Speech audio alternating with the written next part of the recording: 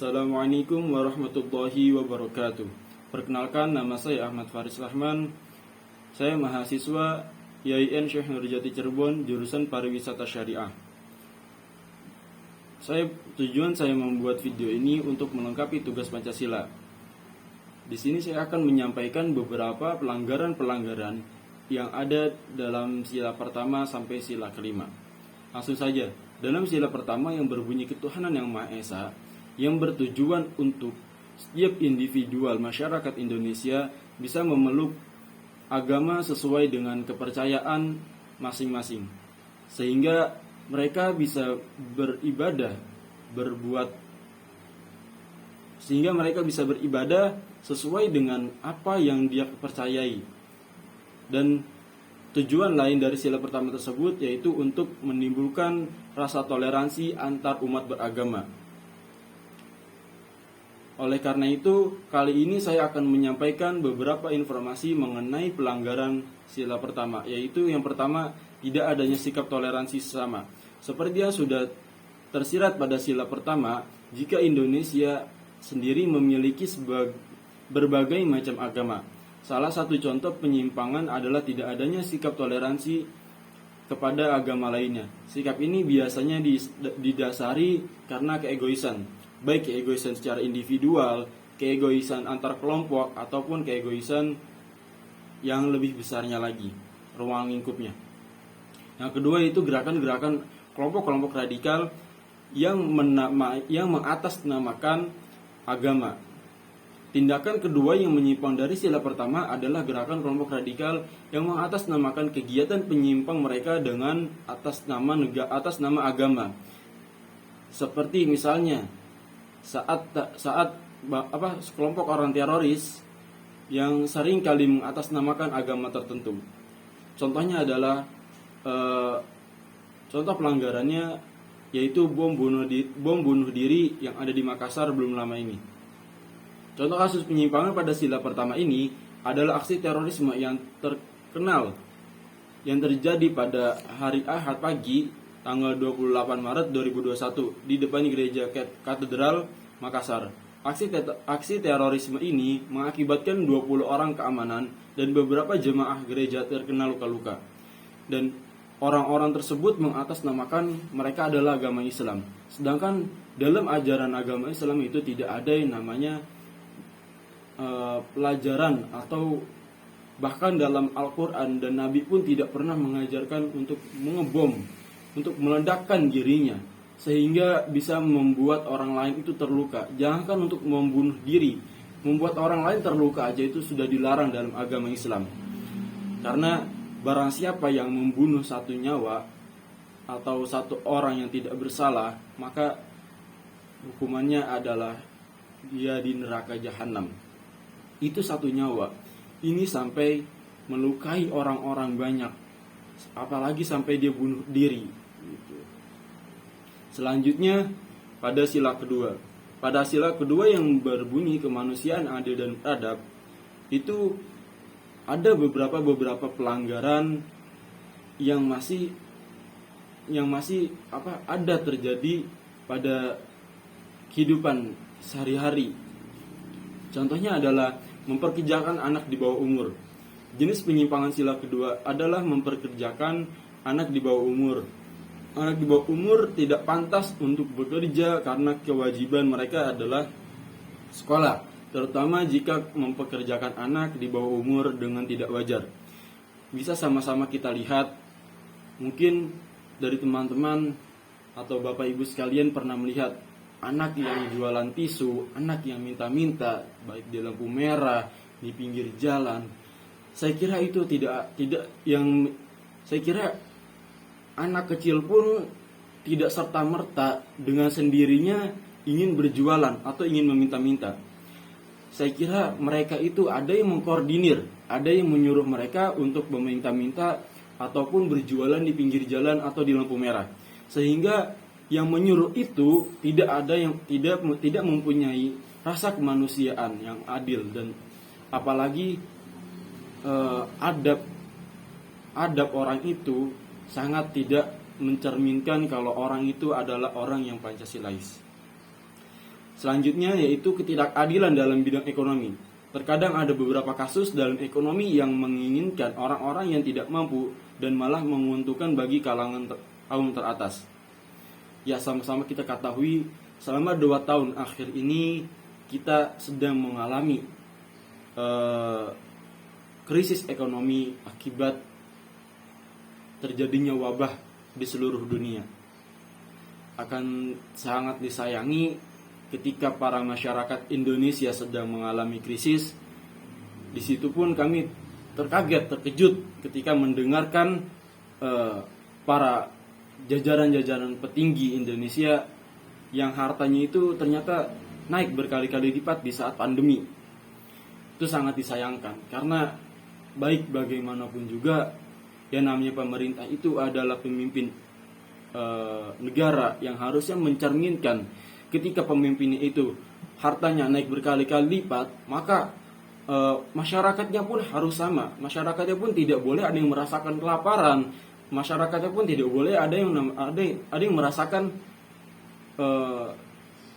dampak dari wabah tersebut gitu. Selanjutnya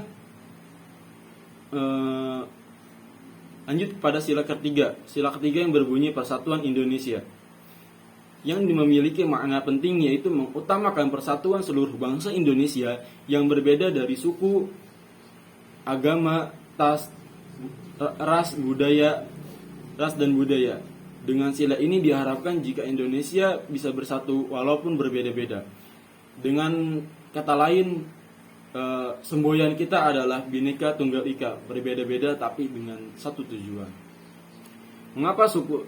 Nah, contoh permasalahan atau pelanggaran Pancasila yang ada, yaitu salah satunya adalah menganggap suku lain lebih baik dari suku sendiri. Indonesia terdiri dari berbagai macam suku, ras. Semua suku tentu saja memiliki keunikan dan kelebihan masing-masing. Membandingkan dan menganggap suku lain remeh tentu saja merupakan salah satu pelanggaran dari sila ini.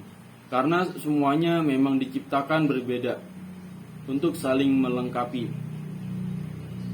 Apalagi kalau misalkan yang umat muslim itu memandang remeh perbedaan, itu sangat disayangkan, karena Rasulullah SAW bersabda, "Ikhtilafu ummati rahmatun." Sesungguhnya perbedaan pendapat di antara umatku adalah suatu rahmat dari Allah Ta'ala. Jadi ketika orang yang tidak menghargai perbedaan pendapat, baik perbedaan pendapat, perbedaan agama, perbedaan suku, ras dan juga budaya, sangat disayangkan mereka tidak menghargai, mereka tidak mendengarkan ucapan-ucapan Rasulullah. Ini bukan orang lain lagi, ini bukan para ulama, ini langsung Rasulullah yang menyampaikan, "Ikhtilafu ummati rahmatun." Perbedaan pendapat umatku adalah rahmat. Contoh kasus penyimpangan sila ketiga, yaitu OPM, Organisasi Papua Merdeka. Organisasi Papua Merdeka ini sudah berdiri sejak tahun 1965 atau 1965 dan bahkan masih berdiri sampai sekarang. Gerakan ini merupakan salah satu organisasi yang bersikeras untuk memisahkan Papua Barat dari wilayah NKRI, Negara Kesatuan Republik Indonesia, dan ingin merdeka sendiri karena mereka merasa jika daerah mereka itu tidak ada hubungannya dengan bangsa Indonesia. Termasuk kasus ini pun termasuk pelanggaran sila ketiga. Seperti itu. Selanjutnya sila keempat, yang berbunyi kerakyatan yang dipimpin oleh hikmat dan kebijaksanaan dalam permusyawaratan dan perwakilan. Contoh kasus-kasus penyimpangannya adalah melarang orang berpendapat. Contoh penyimpangan dari sila keempat ini adalah melarang orang atau masyarakat untuk berpendapat dan bahkan memboikotnya. Hal ini jelas berbeda dengan dan bertentangan dari sila keempat. Contoh kasus penyimpangan pada sila keempat ini adalah ketidakadilan bagi kritik masyarakat. Ya, sama-sama kita ketahui akhir-akhir ini pemerintah kita sedang tidak baik-baik saja. Kenapa saya bisa bilang tidak baik-baik saja? Karena ketika masyarakat ingin mengkritik selalu dihadang. Contohnya, kita tidak boleh berkerumun untuk melakukan demonstrasi dikarenakan bisa menyebabkan penularan COVID-19 yang tinggi. Tapi ketika masyarakat Indonesia menyampaikan kritiknya melalui sosmed, pemerintah pun langsung mengeluarkan sistem keamanan di sosmed seperti itu. Sehingga orang-orang yang berani mensuarakan kritiknya di sosial media, akun-akun sosial medianya bisa ditutup oleh pihak sosial media tersebut seperti itu. Jadi saya kira kurang adanya pendengaran kritik dari pemerintah. Contohnya seperti itu. Contohnya ada beberapa kelompok yang ingin mensuarakan, yang ingin mengkritik melalui sosial media, akan tetapi di situ mereka malah yang akunnya ditutup, akunnya dinonaktifkan oleh development sosmed tersebut seperti itu. Terus juga masyarakat Indonesia ini tidak kalah pintar. Terus juga kemarin itu viral namanya membuat mural.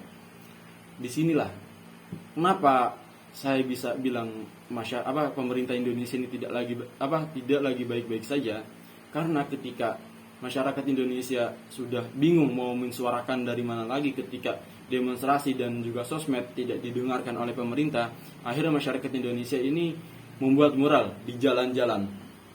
Akan tetapi yang sangat disayangkan kembali, ketika masyarakat Indonesia sudah mulai membuat mural, masyarakat Indonesia ini pun muralnya itu langsung dihapus sama pemerintah. Padahal sebelum adanya mural kritikan ini, pemerintah itu sangat jarang sampai menghapus. Paling tidaknya itu pembuat mural ini tuh dicari dan suruh membuat keterangan agar tidak membuat mural di jalan lagi. Tidak sampai yang namanya itu mural itu dihapus sama aparat jajaran kepolisian dan yang lainnya. Seperti itu. Itu sangat disayangkan, sehingga kritik dan masukan pendapat dari masyarakat untuk para pemerintah ini jarang sekali didengar. Seperti itu. Saya kira buat para pemerintah kedepannya tolong dengarkan para masyarakat, karena masyarakat juga salah satu yang bisa mengembangkan Indonesia ini bisa jadi lebih baik lagi. Tidak bisa Indonesia itu berkembang lebih baik cuman sebatas dari pemerintahnya saja. Ya seperti itu. Selanjutnya yang terakhir adalah sila kelima yang berbunyi keadilan sosial bagi seluruh rakyat Indonesia, yang memiliki makna jika semua masyarakat Indonesia harus bisa hidup dengan adil. Namun nyatanya sampai saat ini masih banyak sekali hal yang dilanggar. Contohnya adalah ketidakadilan bagi masyarakat. Sila kelima mengungkapkan akan lebih mementingkan masyarakat daripada pemerintah itu sendiri. Namun nyatanya masih banyak penyimpangan dan kekeliruan dalam hukum sehingga menimbulkan ketidakadilan bagi masyarakat. Contoh kasusnya seperti ini. Ketidakadilan dalam hukum. Sama-sama kita ketahui, mungkin teman-teman dan Bapak Ibu sekalian mengikuti beberapa berita-berita yang beredar baik di media sosial maupun media yang lainnya. Ada seorang ibu yang kalau tidak salah itu mencuri kayu bakar hanya beberapa saja, dan itu pun harganya kalau dirupiahkan tidak lebih dari 100.000. Koreksi jika saya salah. Tidak lebih dari 100.000, tapi ibu ini malah dipenjara. Sangat disayangkan sekali. Padahal para koruptor yang mengambil uang rakyat bermiliar-miliaran itu dipenjara tidak lebih dari yang seharusnya ada di hukum tersebut. Contohnya kemarin Menteri Sosial yang mengkorupsi dana bansos. Padahal Ketua KPK Firly Bahuri itu, Bapak yang terhormat Bapak Firly Bahuri itu pernah menyampaikan orang siapa saja yang mengkorupsi dana bansos maka akan terjerat hukuman mati. Tapi sangat disayangkan ketika ada para korupsi di saat korupsi bansos malah hanya di penjara yang tidak semestinya ada pada kalimat yang pertama yang diucapkan oleh Bapak Firly Bahuri itu. Jadi saya kira sangat disayangkan masih belum adanya ketidakadilan, masih belum adanya penegakan hukum yang adil di negara ini. Sedangkan negara Indonesia adalah negara yang demokrasi, negara hukum, negara yang memiliki hukum. Kalau negara mau sukses, kalau negara mau maju, maka junjung tinggilah hukum, junjung tinggilah peraturan yang ada di Indonesia. Saya kira cukup sekian apa yang bisa saya sampaikan, kurang lebihnya mohon maaf. Wassalamualaikum warahmatullahi wabarakatuh.